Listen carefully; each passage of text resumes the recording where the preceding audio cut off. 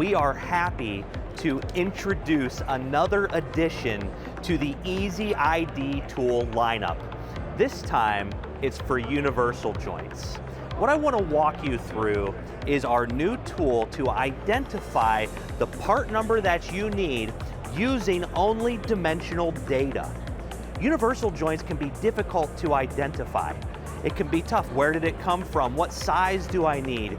And sometimes they can have 2 or 3 different universal joints go out the door with a customer, and they bring the 2 U joints that they didn't use back into the store. So we're trying to overcome those objections, bring those return rates down using the new Dana Easy ID tool for universal joints. So let's go ahead and get started. Here, I have a used universal joint that a customer has brought into the store. Now the question is, what universal joint do I need? There's no part numbers, there's no indication stamped on the universal joint, and really it becomes a question of what part number will fit my vehicle. Let's add to that equation by the amount of universal joints that will fit in that vehicle, whether it's off of the rear differential, the transmission, the transfer case, the front differential. There's a lot of different options for these universal joints. So within this document, we have 4 easy steps using dimensional data to identify where that universal joint lives and what part number it truly is. The way we start is by identifying the retention style. Is it an inside snap ring, an outside snap ring? Is it a flange that is clamped on, a cap that is bolted to the yoke? Once we identify the type of retention, we can go to that page. This covers light duty and medium duty and heavy duty. We're going to stick on the light duty side.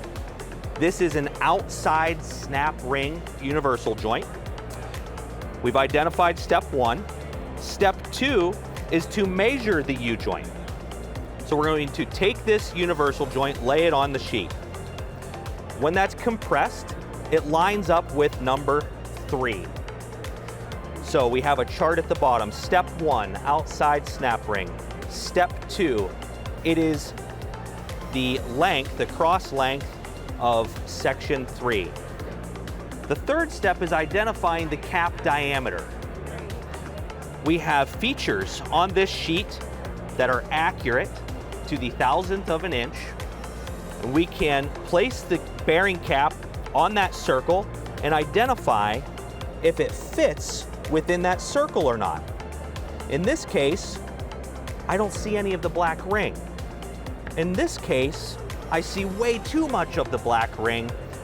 It is going to fit perfectly within number 4. So now I know on step 3, this is item number 4. And at that point, you're going to choose whether it is a greasable, a service-free U joint, and we have the part numbers there indicating if it is a greasable U joint, a non-greasable U joint, and which part number that you want. So if we follow that through, this universal joint is a 5-1350X.